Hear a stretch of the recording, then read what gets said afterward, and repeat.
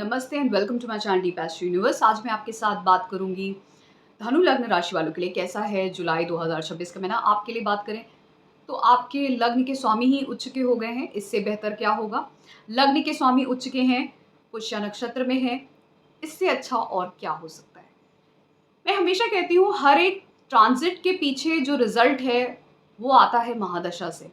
महादशा बताती है कि आपके जीवन में क्या निर्धारित हो रहा है। ट्रांजिट्स बताते हैं कि कब किस समय में एग्जैक्टली हो सकता है। ट्रांजिट्स होते रहते हैं, मैंने देखा है ट्रांजिट्स होते रहते हैं कि लोगों की ज़िंदगी में कुछ नहीं होता है। जितने भी एस्ट्रोलॉजिस्ट बोलते हैं ना ट्रांजिट की वजह से हो रहा है, नहीं। अब आप अगर आप डिटेल में जाएंगे ना तो आपको समझ में आएगा वो ट्रांजिट से ज़्यादा वो महादशा की वजह से हो रहा है। दशाएं भी बहुत तरीके की होती हैं, महादशा, अंतर प्रत्यंतर, सूक्ष्म दशाएं, अंदर अंदर चले जाइए तो आपको समझ में आ जाएगा। आप टाइम निकाल देंगे कि कब किस टाइम में आ जाएगा। आपको ट्रांजिट में जाने की जरूरत नहीं। और ट्रांजिट अक्सर फेल करते हैं। फेल इसलिए करते हैं, सपोज आपकी महादशा, मैंने अपनी लाइफ में खुद टेस्ट किया है और बड़े बड़े एस्ट्रोलॉजर्स से पैसे इन्वेस्ट करके पूछा है, उनके प्रेडिक्शंस ही गलत निकले हैं क्योंकि वो इतनी बोगस। बुक में लिखी हुई कोई भी चीज़ सही नहीं होती अनटिल लेस आपने उसको अप्लाई किया है एटलीस्ट 50,000 चार्ट्स पे। जब तक कि 50,000 1 लाख चार्ट्स पे आपने अप्लाई नहीं की है कोई चीज़, आप उसको मत बोलिए कि वो एक टेक्निक है। इतने तो मतलब मैं सीरियसली बता रही हूँ, आजकल के एस्ट्रोलॉजर्स लल्लू हैं। जितने भी लल्लू एस्ट्रोलॉजर्स होते हैं, लोग मैक्सिमम लोग उन्हीं को सुनते हैं क्योंकि वो इतना फैसिनेटिंग आपको कर देते हैं ना। आप इतना अट्रैक्ट हो जाते हैं उनकी बातों से, आपको लगता है ये जो बोल रहा है वो सही बोल रहा है क्योंकि आपने कुछ पढ़ा लिखा तो है नहीं। आप इलिटरेट हो इस फील्ड में तो आपको कुछ पता ही नहीं है, तो आपको ये भी नहीं पता है कि वो आपको बेसिक नॉलेज ही गलत दे रहा है। वही चीज़ है। तो इसीलिए हर एक चीज़ के लिए आपको अक्सर मैंने देखा है जो टॉप एस्ट्रोलॉजर्स हैं अपनी फील्ड के, उनके वीडियोस तो लोग इतने ही देखते हैं, उनके व्यूज़ ही इतने कम आते हैं कि क्योंकि लोगों की समझ से बाहर होता है। वो चीज़ें समझ में ही नहीं आएंगी, अक्सर आपको बुरी लग जाएंगी। वो स्ट्रेट फॉरवर्ड होके वो प्रॉपर उनके एक्सपीरियंस के साथ उन्होंने इतने चार्ट्स पे लगाया होगा वो टेक्निक, तब जाके उन्होंने उसको अप्लाई करके बोला होगा कि हाँ ये वो टेक्निक है जो काम करता है। ठीक है, बाकियों का जो है वो सब ऐसे ही है। और अगर कोई उनके टेक्निक को सीखने के बाद बताता है तो बात अलग है, लेकिन जो विदाउट एक्सपेरिमेंटिंग दीज टेक्निक्स सब बेकार होता है क्योंकि कुछ काम नहीं करता। तो ट्रांजिट्स बहुत ही नियगर होते हैं, बहुत ही माइन्यूट लेवल पे काम करते हैं तब जब आपकी महादशा, अंतर प्रत्यंतर दशाएं उस चीज़ को सपोर्ट कर रही हों। तो आपके लग्न के स्वामी ही बहुत स्ट्रांग हैं इस वक्त। लग्न के स्वामी का स्ट्रांग होने का मतलब है कि बृहस्पति देव स्ट्रांग हैं। और वो स्ट्रांग कहाँ पे हैं? वो आपके अष्टम भाव में है, पुष्य नक्षत्र में है। और दृष्टि भी किसको दे रहे हैं इस वक्त? अष्टम भाव में रहते हुए वो चौथे भाव को, दूसरे भाव को और 12वें भाव को दृष्टि दे रहे हैं। चौथे भाव में कौन से ग्रह बैठे हैं? शनि देव बैठे हैं। और शनि देव पे दृष्टि, बृहस्पति देव की उच्च की दृष्टि पुष्य नक्षत्र में, जो शनि देव कहीं नक्षत्र है, कहीं ना कहीं आपके घर से, मदर से रिलेटेड कोई भी सिचुएशन थी, प्रॉब्लम थी, हेल्थ इश्यूज थी, मेंटल इश्यूज थे, घर के प्रॉब्लम थे, वो सब सॉर्ट आउट होते हुए इस एक साल में दिखेंगे। आपको फैमिली में पैसा आता हुआ दिखेगा, फैमिली बढ़ते हुए दिखेगी, पैसा आते हुए दिखेगा, ट्रैवल्स होंगे, चेंज ऑफ प्लेस होगा, घर बदल सकता है, घर में चेंजेस आ सकते हैं, नया मेंबर ऐड हो सकता है। ये सारी चीज़ें बहुत ही अच्छे तरीके से आपको होते हुए दिखेंगी आपके जीवन में। इसी माह में बृहस्पति के साथ सूर्यदेव भी 16 जुलाई से जुड़ जाएंगे, लेकिन सूर्यदेव उससे पहले कहाँ पे रहेंगे? मिथुन राशि में। मिथुन राशि में वो यहाँ पे बुध के साथ ही रहेंगे, वक्री बुध के साथ रहेंगे। और वक्री बुध के साथ जब तक कि ये मिथुन राशि में रहेंगे, आपके सप्तम भाव में, नवम भाव के मालिक होके बुध जो सप्तम और दसम भाव के मालिक हैं, ये अच्छा समय है मैरिज के लिए। आपको भाग्य से मैरिज प्रपोजल्स आ सकते हैं, शादी आपकी तय हो सकती है, शादी से रिलेटेड, बिजनेस से रिलेटेड चीज़ें आपके लाइफ में सडन हो सकती हैं। पिता का सहयोग, बड़ों का सहयोग मिल सकता है शादी तय कराने में, शादी की बात होने में, शादी में इश्यूज चल रहे थे उसको सॉर्ट आउट कराने में, कम्युनिकेशन बिल्ड करने में, बिजनेस को खड़ा करने में, बिजनेस को बढ़ाने में। आप फॉरेन ट्रैवल कर सकते हैं इस समय में क्योंकि नवम भाव सप्तम भाव से मिलता है तो फॉरेन ट्रैवल्स होते हैं। दसम भाव का भी मालिक है, करियर में उन्नति, स्टेटस राइज करता है क्योंकि दसम से दसम होता है सप्तम भाव। तो बहुत बड़े चेंजेस आपके जीवन में, पॉजिटिव चेंजेस होने जा रहे हैं। यहाँ पर यही बुध देव इसी राशि में रहेंगे और आगे 24 जुलाई को मार्गी हो जाएंगे मिथुन राशि में। तो सप्तम भाव आपका बहुत स्ट्रांग है। सप्तम भाव से जुड़ी हुई चीजें जितनी भी चल रही थी प्रॉब्लम्स, वो इस समय में आपकी कम्युनिकेशन की वजह से, अपनी बुद्धि की वजह से सॉर्ट आउट होती थी। अगर आप स्टेटस पे स्टेटस राइज करना चाहते थे, करियर बिल्ड करना चाहते थे, ट्रैवल करना चाहते थे, चेंज ऑफ प्लेस, फॉरेन जाना चाहते थे, शादी करना चाहते थे, शादी में प्रॉब्लम थी, कम्युनिकेट करना चाहते थे, बिजनेस ग्रो करना चाहते थे, बिजनेस नहीं है तो भी आपका ऑपोजिट जेंडर से कम्युनिकेशन सही नहीं हो रहा था, ये सारी चीज़ें प्रॉब्लम्स अब आपकी सॉर्ट आउट इस माह में हो जाएंगी। सूर्य देव आगे बढ़ेंगे, बृहस्पति देव के साथ 16 जुलाई को मिल जाएंगे। तो ये जो नवम भाव का मालिक अष्टम भाव में जाता है, तो यहाँ पे समस्या नहीं आएगी। जो समस्या दिख रही है वो समस्या भी दूर हो जाएगी, उस समस्या से भी आपको प्रॉब्लम से सोल्यूशन मिल जाएगा और रास्ता मिल जाएगा। मैं क्या कहना चाह रही हूँ अभी इसको समझिए। नवम भाव का मालिक जब अष्टम भाव में जाएगा, तो ये कॉम्बिनेशन ज़्यादातर पीएचडी रिसर्च वाले लोगों को जो डीप एनालिसिस करते हैं, या फादर को डेथ का इशू होना या उनकी हेल्थ डिस्टर्ब होना ऐसा, या भाग्य का साथ ना मिलना, इस तरीके का देता है कि डिफिकल्ट सिचुएशन को देखना है, एनालिसिस के काम करना, रिसर्च के काम करना है, ऐसे लोग ऐसे में काम करते हैं।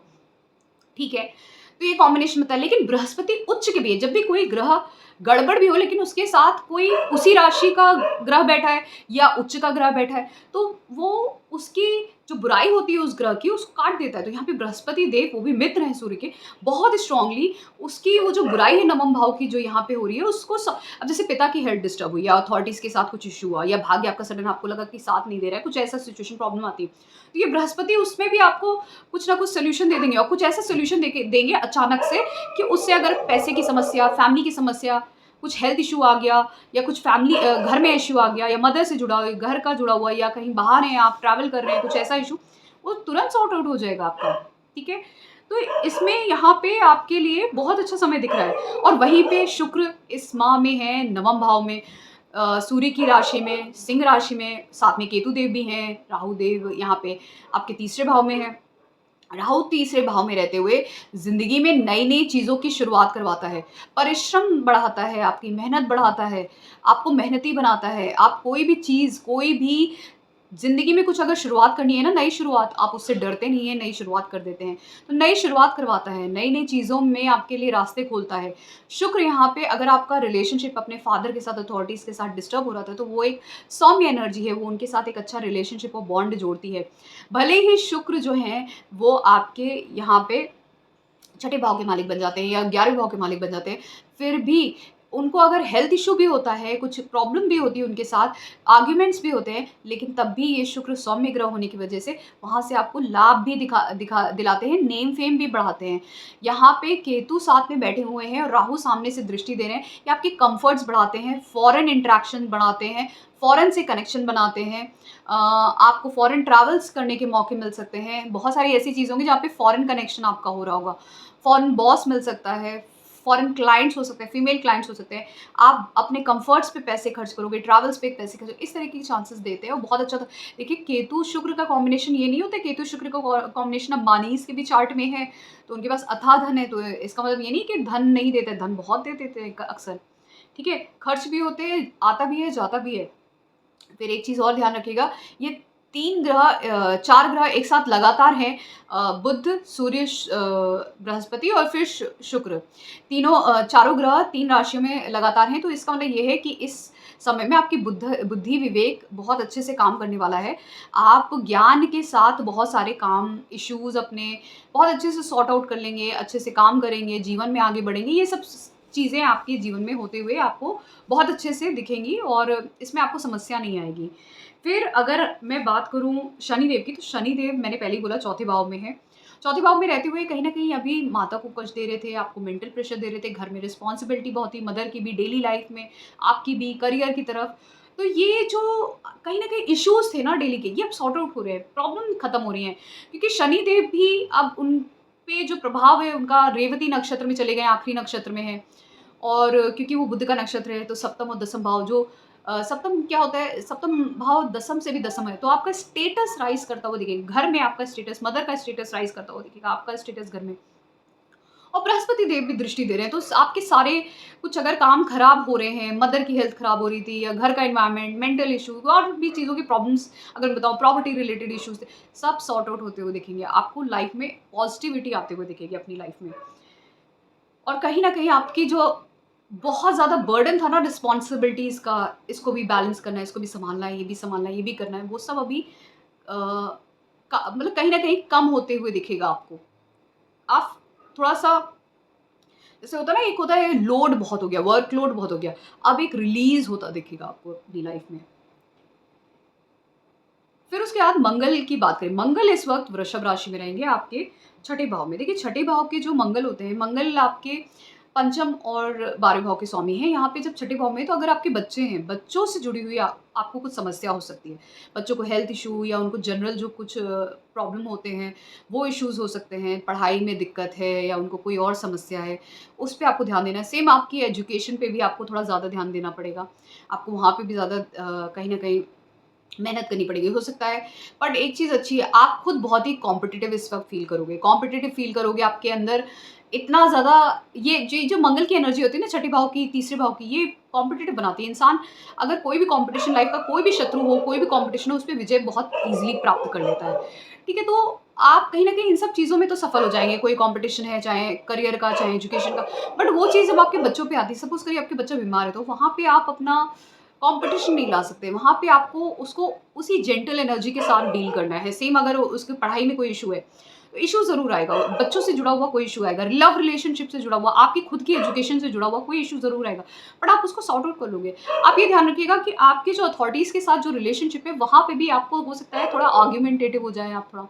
आपका एंगर सडन बढ़ सकता है, थोड़ा नींद आपको कम है, नींद डिस्टर्ब हो सकती है, एक्सपेंडिचर्स हो सकते हैं, ये सब चीज़ें हो सकती है। बट अल्टीमेटली फिर भी ये बहुत आपको ट्रैवल सडन करना पड़ जाएगा। ये बहुत, देखिए हर एक चीज़ नेगेटिव नहीं है, क्योंकि इसमें बोलिए बृहस्पति देव की दृष्टि बहुत अच्छी है इस समय में।